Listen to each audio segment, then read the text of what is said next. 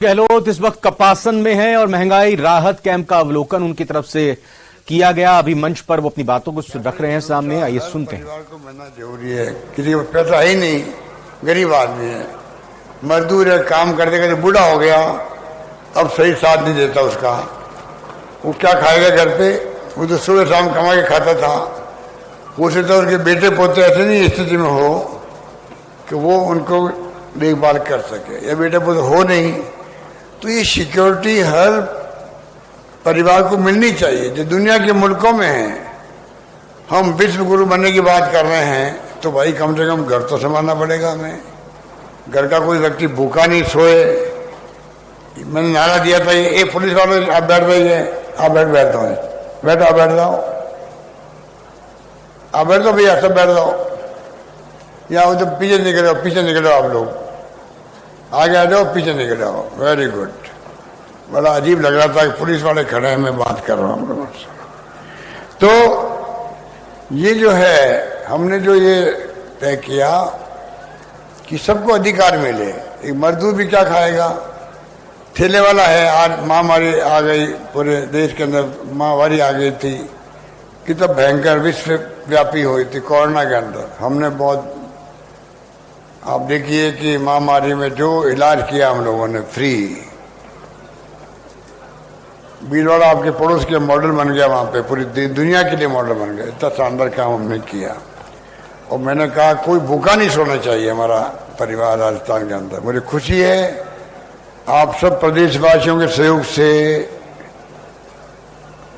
धर्म गुरुओं ने भी आगे आए, संस्थाएं आगे आई, एनजीओ आगे आए, राजनीतिक कार्यकर्ता आगे आए, सबने मिलकर के एक दूसरे की मदद करी और कोई भूखा नहीं सोया। इलाज भी हुआ, ऑक्सीजन से कोई नहीं मरा। वैसे तो कई लोग मरे बेचारे, परंतु ऑक्सीजन की कमी से कोई नहीं मर पाया। इतना हमने इंतजाम किया था, जबकि बम्बई में, दिल्ली में, अहमदाबाद में कई लोग मारे गए। तो मैं कहना चाहूँगा कि सरकार ने हमेशा कदम वो उठाए जो पब्लिक इंटरेस्ट के अंदर। अभी हमने जो बीमा किया 25 लाख का, अभी मैं आपके बाहर कैंप में गया, कोई 8-10 महिलाओं से, पुरुषों से मैंने बात करी। किसी के 5 लाख का खर्चा, किसी के 7 लाख का खर्चा, अलग अलग बीमारी का बताया, एक नया पैसा नहीं लगा उनके, सब फ्री इलाज हुआ सबका। तो ये जिसके काम पड़ता है ना, उनको तकलीफ होती है कि घर बिक जाते हैं, गहने बेचने पड़ते हैं, गिरवी रखने पड़ते हैं, माँ बाप बीमार है, बचाओ भाई, हमारे अच्छे संस्कार है। अगर माँ बाप बीमार है, डॉक्टर जवाब देगा तो ही हम लोग कोशिश करेंगे, चाहे लाख रुपये खर्च जाओ, मेरी माँ बचनी चाहिए, मेरा बाप बचना चाहिए। ये हमारे अच्छे संस्कार है। और उसके लिए चाहे हमें कुछ भी करना पड़े, गहने गिरवी रख दो, बेच दो, कुछ भी करो।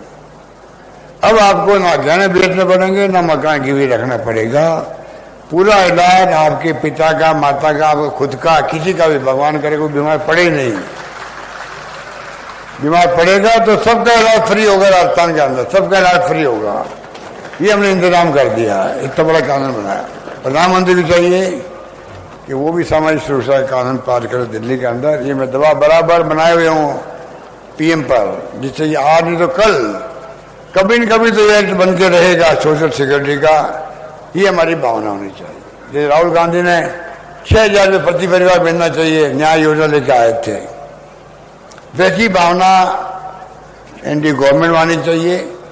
हर परिवार सुखी रहे, जिंदगी बसर कर सके आराम से, रोटी कपड़े मकान की चिंता नहीं रहे, कम से कम इतनी तो हो। ये व्यवस्था करना हम सबका दायित्व है, सरकारों का।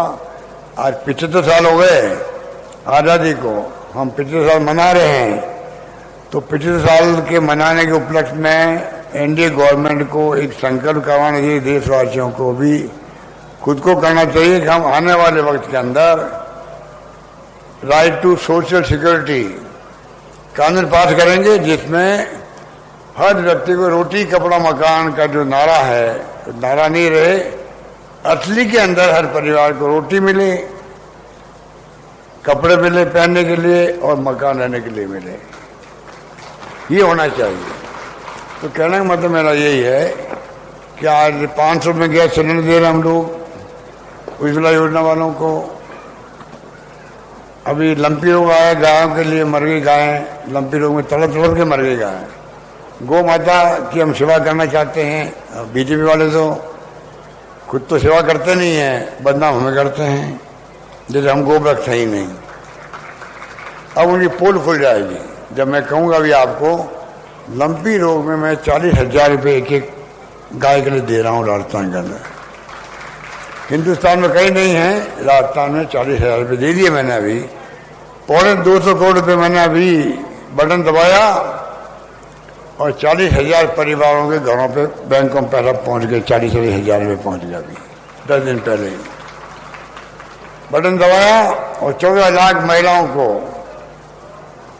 60 करोड़ रुपये मिल गए गैस सिलेंडर के खाते के अंदर 500 रुपये करने के लिए। तो ये जो स्थिति है इसको हम समझना पड़ेगा कि हम लोग सब क्षेत्र में आगे बढ़ रहे हैं। लंपी रोग में 40,000 रुपये दिए, आगे गायों का बीमा कर दिया मैंने। अब आपके घर में जो पशु है, दुधारू पशु, गाय या भैंस, उनका बीमा दूधों का होगा एक घर के अंदर, जिससे कि वो आराम से पाल सके, पोस सके। भगवान नहीं करे कोई मर जाए गाय या भैंस तो आपको 40,000 रुपये मिलेंगे, अब नई गाय खरीद सकते हो। ये व्यवस्था हमने करी है। गौशालाओं को हम दे रहे हैं 9 महीने का अनुदान दे रहे हैं गौशालाओं को, और नंदी है 12 महीने का अनुदान है। नई नंदी शाला कोई खोलेगा, गांव में हमारा पशु बहुत घूमते हैं, लोग तंग आ जाते हैं, कि एक्सीडेंट हो जाते हैं, खेत खराब कर देते हैं। तो हमने व्यवस्था करी है कि नंदी शाला कोई खोलेगा नहीं तो उसको सिर्फ 10% पैसा इकट्ठा करना है। 90% पैसा 1,56,00,000 रुपये मैं दे रहा हूँ उनको नंदीशाला खोलने के लिए। इस प्रकार से आप देख लीजिए कि शहरों में रोजगार नगर पालिका जहाँ है वहाँ 125 दिन का रोजगार कर दिया। नरेगा में मैंने 100 का 125 दिन बढ़ा दिया। वहाँ पर हर क्षेत्र में जो है, हर क्षेत्र में हम कोशिश कर रहे हैं किस प्रकार लोगों को राहत मिले, ये हमारा प्रयास है। उसी प्रयास के अंतर्गत हम लोग जो है किट दे रहे हैं खाने पीने के सामान का भी, वो जल्दी आपको अगले महीने मिलना शुरू हो जाएगा। जो पीडीएस में ले रहे गेहूँ उनको भी दे सकते हैं, क्योंकि भारत सरकार ने वो बंद कर रखा, अपना ऐप बंद कर रखा, उसमें कोई दूसरा ऐड हो नहीं सकता।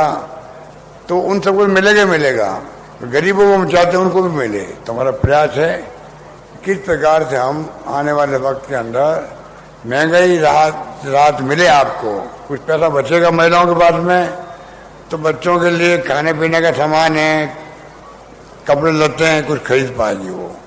महंगाई बहुत भयंकर है, महिलाएं जानती है कि महंगाई की मार क्या होती है, ये जानती है। तो ये हमने प्रयास किया है और मैं उम्मीद करता हूँ कि इससे बहुत बड़ा फायदा सबको होगा, प्रदेशवासियों होगा। बाकी तो हमने छात्रों के लिए, युवाओं के लिए कोचिंग क्लासेस फ्री कर रखी है। 30,000 बच्चों को, पैसे वाले चाहते कोचिंग में, गरीब बच्चा अगर कोचिंग नहीं करेगा तो उसे कम्पीट कैसे करेगा पैसे वाले से। तो 30,000 बच्चों को हम कोचिंग करवा रहे हैं। 500 बच्चों को विदेश भेज रहे हैं हम लोग पढ़ने के लिए, अमीरों की तरह। तुम जाओ पढ़े करके आओ, फीस आपको देंगे हम लोग, हवाई जहाज का किराया देंगे, अमेरिका जाओ, इंग्लैंड जाओ, कहीं जाओ, वो अलग स्कीम है। तो मेरे पास वक्त नहीं है कि मैं सब बातें आपको बताऊं, तो मेरे पूर्व वक्ता की बातें आपको कह चुके हैं। मैं तो खाली आपको इतना ही कहूँगा, ये स्कीमें जो हमारी है ये आपको आने वाले वक्त में बीजेपी वाले आएंगे, कई भ्रम फैलाएंगे। मैं आपको कहना चाहूँगा ये खाली चुनाव के लिए नहीं है, चुनाव के बाद में भी ये योजनाएं और मजबूत होगी, ये मैं कहना चाहता हूँ आपको। ये इस प्रकार से हम लोगों ने काम शुरू किया है। और सावने क्षेत्र के जल जोड़नी एकादशी मेले में तो बस किराए में भी महिलाओं को 50% छूट दी जा रही है। तो हमने बहुत कुछ किया है मेलों के लिए भी, महिलाओं को 50% छूट बसों के अंदर, सब तरह की बसों के अंदर कर दी छूट। अब मैंने जो छात्र जाते हैं, छात्र छात्राएं, वाउचर सिस्टम पढ़ने के लिए उनको। इस प्रकार से राजस्थान भर में चर्चा राजस्थान की मैं कह सकता हूँ आपको कि स्कीम हमारी वो है। अब ओपीएस लागू किया हमने कर्मचारियों के लिए, सब कर्मचारी खुश है इस बार। 8 GSS Rajasthan health service scheme लागू करी उनके लिए हम लोगों ने। 1 महीने की तनख्वाह एडवांस दे सकता है जरूरत पड़ने पर कर्मचारी। ऐसे फैसले कर्मचारी भी जो काम कर रहे हैं कैंपों में, अभी राहत कैंपों में, मैं देखता हूँ कि इनका काम करने का जो अप्रोच है वो बहुत पॉजिटिव अप्रोच है। तो मैं उम्मीद करता हूँ कि हम सब मिलकर राजस्थान चौमू के विकास को करने में कामयाब होंगे और सरकार आपके कपासन के विकास में है। आज तो मुझे लंबी चौड़ी लिस्ट शंकर बैरवानी पकड़ा दी है, बेहुला चौधरी ने पकड़ा दी है। मैंने कहा भले आदमियों, अगर मैं इस पर घोषणा करने लग जाऊँगा तो जहाँ जाऊँगा लोग कहेंगे लिस्ट पकड़ाते जाएंगे, घोषणा करो घोषणा करो घोषणा करो, तो मेरे दौरे बंद हो जाएंगे मेरे। इसलिए मैंने कहा ये आप मत करो। पर फिर भी 2-3 बातें इन्होंने कही। एक तो माताकुंडिया डैम से मेजा फीडर कपासन डिंडोली के तालाब हेतु एक नई फीडर का निर्माण कार्य है। इसका मैं डीपीआर बनवा करके इसको देखते हैं कैसे बन सकता है। ये मैं कोशिश करता हूँ कि इस काम को आगे बढ़ाएं। डीके फीडर नर्मदा फीडर के निकासी बिंदु पर सिंधेश्वर खुर्द बनास नदी में एनीकट कम काजवे एवं नहर सूत्रीकरण कार्य प्रारंभ करवाना। इसको मैं दिखाऊंगा कि इसकी डीपीआर बने और इससे फिर आपके कपासन के लोगों को पेयजल भी मिले और किसानों के सिंचाई के साधन भी उपलब्ध हो सके। बड़ा इंपॉर्टेंट काम है ये आपका। एक सामुदायिक स्वास्थ्य केंद्र आपका कपासन का है, इसको मांग करिए उप जिला अस्पताल बना दो 100 बेड में कमल करके। इसकी भी मैं घोषणा करता हूँ, इसको भी उप जिला केंद्र बना दिया जाएगा। और तीसरा है कपासन उपखंड मुख्यालय पर कैंप कोर्ट को नियमित ईडीए कोर्ट की स्वीकृति वकील लोग मांग कर रहे होंगे। इसको भी मैं घोषणा करता हूँ कि अगर हाईकोर्ट ने कोई नियमित करने का, क्योंकि हाईकोर्ट को पूछना पड़ता है, हाईकोर्ट तैयार होगा तो हम सरकार उसमें तैयार रहेगी, ये मैं आपसे वादा कर सकता हूँ। बाकी देखो लिस्ट तो बहुत लंबी चौड़ी है, पर लास्ट जो अभी मांग की गई अकोला में चतुर्श्रेणी नगर पालिका की घोषणा भोपाल सागर में, ये मैं घोषणा करता हूँ कि इसको नगर पालिका बना दिया जाएगा आपके लिए। बाकी घोषणा छोटी मोटी है, थोड़ी बहुत रखो, अगली सरकार के लिए रखो कुछ तो। एक तो है इनकी कोराई बदोसोड़ा सड़क वाया रासमी रोलिया चौड़ीकरण नवीनीकरण की बात लिखी इन्होंने। एक पौवा को उप तहसील बनाने की बात लिखी है। एक भाद सोडा को तहसील बनाने का कहा है। कपासन अकोला दोनों स्थानों पर राजकीय महिला महाविद्यालय की स्वीकृति कहा है। तो महिलाएं की तो मैं कह सकता हूं कि हमने 70 साल में कॉलेज खोली राजस्थान में सिर्फ 250। मैंने अभी खोल दिए 4 साल में 303 कॉलेज खोल दिए, 303 कॉलेज खोल दिए। और मैंने अभी 130 उसमें लड़कियों कॉलेज है, कृषि कॉलेज 40 अलग है। तो मैं कहना चाहूँगा कि जो मांग करी है महिला कॉलेज की कपासन या भोपाल सागर, लड़की कहाँ पढ़ती है प्रधान साहब? इधर आओ, कहाँ पढ़ती है? कपासन में कि क्यों मैंने घोषणा कर रखी है 500 लड़कियां पढ़ती कपासन में, तो कपासन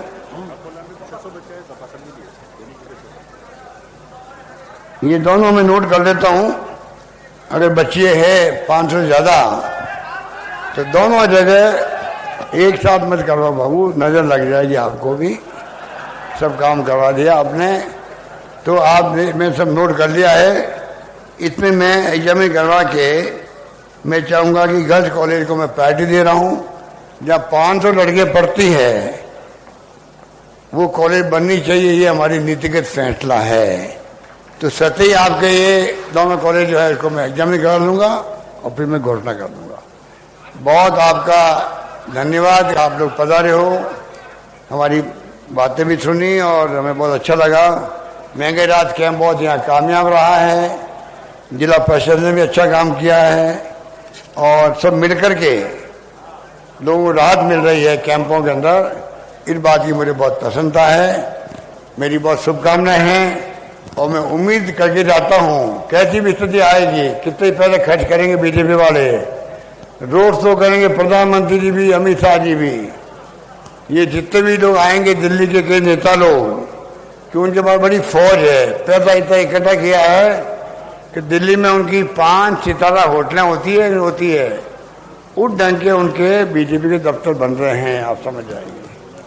बाकी राजनीतिक पार्टी को निचोड़ दिया है, कोई चंदा दे नहीं सकता उनको, चंदा दे तो सीधा उनके छापे पड़ते हैं, इनकम टैक्स के, ईडी के, सीबीआई के। इसलिए मैं कहना चाहूँगा कि आप निश्चिंत रहें, कोई घबराने की जरूरत नहीं है, बिल्कुल ठीक है, कोई घबराने की जरूरत नहीं, आप मजबूती से रहो और कपल सीट इस बार कांग्रेस झोली में डालो, यही बात करता अपनी बात समाप्त करता हूँ। धन्यवाद, जय हिंद।